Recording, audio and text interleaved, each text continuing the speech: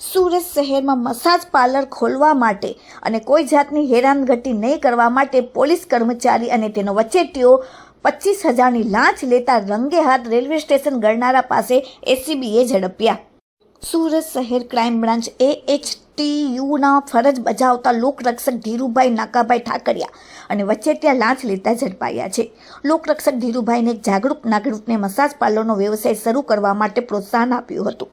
તેમણે આ વ્યવસાય શાંતિપૂર્ણ રીતે ચલાવવા દેવા, પોલીસ દ્વારા કોઈ હેરાનગતિ ન કરવા અને કોઈ પણ પ્રકારની કાયદેસરની કાર્યવાહી ન કરવા બદલામાં નાગરિક પાસે ₹25,000ની લાંચની માંગણી કરી હતી। આ ભ્રષ્ટાચારના ખેલમાં લોકરક્ષક ધીરુભાઈ એકલા નહોતા, તેમણે વચેટિયા તરીકે રોનકભાઈ મણીલાલ ત્રિવેદી નામના વ્યક્તિની મદદ લીધી હતી, જે ખાનગી વ્યક્તિ હતો। રોનક ત્રિવેદી છાપરાપાઠા રોડ, અમરોલીનો રહેવાસી છે। ફરિયાદી જ્યારે લાંચ આપવા તૈયાર ન થયા ત્યારે તેમણે એસીબીના ટોલ ફ્રી નંબર પર સંપર્ક કરી ફરિયાદ નોંધાવી। આ ફરિયાદના આધારે વડોદરા એસીબી ફિલ્ડના પોલીસ ઇન્સ્પેક્ટર AN પ્રજાપતિ અને તેમની ટીમ દ્વારા સુરતના વરાછા વિસ્તારના પોદાર ઓર્કેડ કોમ્પ્લેક્સ પાસે સ્ટેશન ગરનાળા નજીકનું લાંચનું છટકું ગોઠવવામાં આવ્યું। એસીબીની ટીમ સ્તર પર ગોઠવાઈ અને આરોપીઓને રંગેહાથ પકડવા માટે વ્યૂહરચના તૈયાર કરવામાં આવી।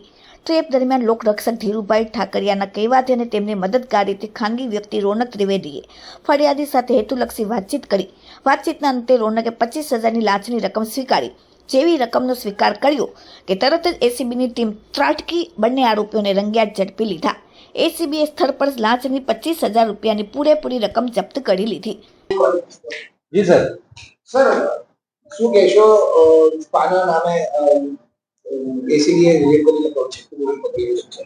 જી, ગતરોજ એસીબી ટોલ ફ્રી નંબર 1064 ઉપર એક જાગૃત નાગરિકનો કોલ મળેલો, જે અન્વયે AHTU ક્રાઇમ બ્રાન્ચ સુરત શહેરમાં ફરજ બજાવતા ધીરુભાઈ ઠાકરિયા તેમજ એક પ્રજાજન રોનક ત્રિવેદી, જેઓએ આ કામના ફરિયાદીના જોડેથી મસાજ પાર્લરનો ધંધો કરવાના અને તેમાં કોઈ હેરાનગતિ નહીં કરવાના આવેજ પેટે ₹25,000ની માગણી કરેલી અને એ માગણીમાં તેઓ રેડ હેન્ડ પકડાયેલા છે।